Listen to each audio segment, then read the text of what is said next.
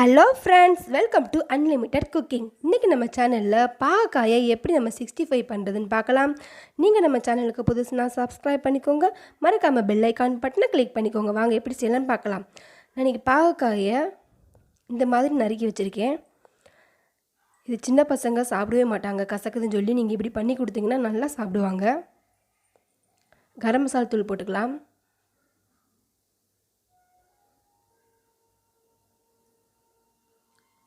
Cornflour மாவு,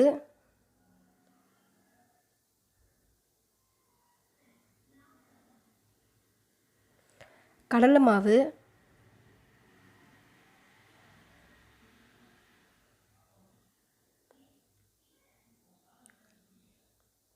கொஞ்சம் இஞ்சி பூண்டு விழுது போட்டுக்கலாம்.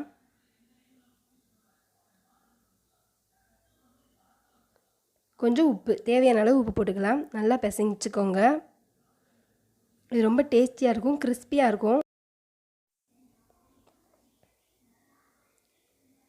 இப்போ ஒரு 2 ஸ்பூன் அளவு பச்சரிசி மாவு போட்டுக்கலாம்.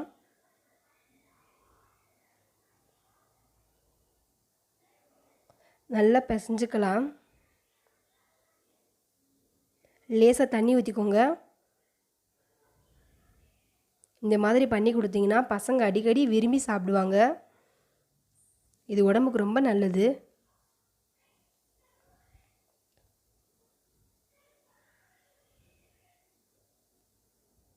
பாருங்க, நல்லா பிசைஞ்சாச்சு.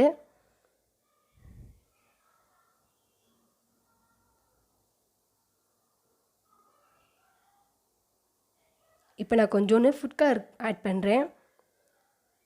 கலருக்காக, பசங்களுக்கு அட்ராக்ஷன் இருந்தால் தான் நல்லா சாப்பிடுவாங்க. அதனால் கொஞ்சோண்டு நான் ஆட் பண்ணுறேன்.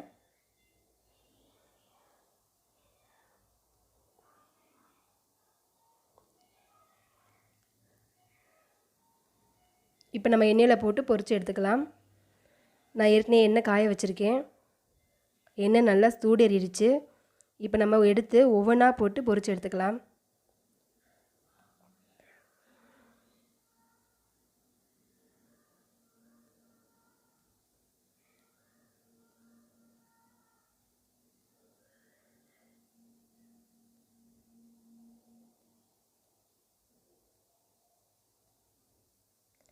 போட்டதும் நல்லா கிண்டி விடுங்க.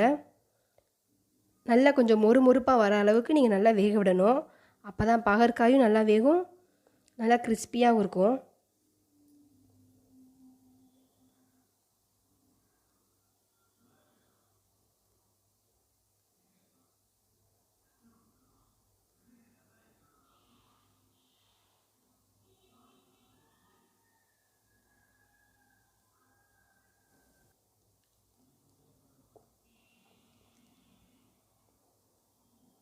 நல்லா கிளறி விட்டுக்கலாம்.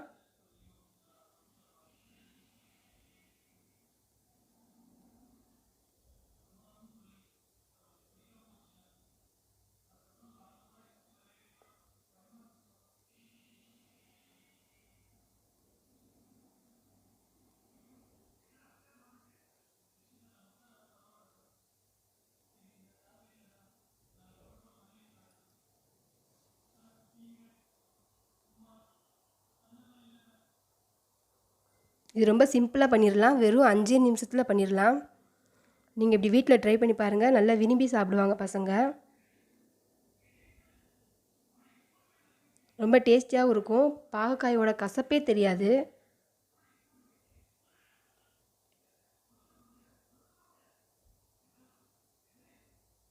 பாருங்கள், நல்லா நுர அடங்கிருச்சு.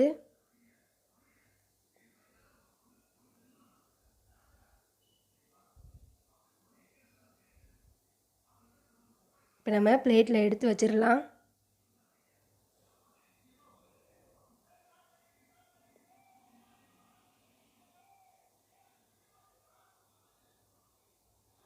பாருங்கள் எவ்வளோ கிறிஸ்பியாக இருக்குன்னு.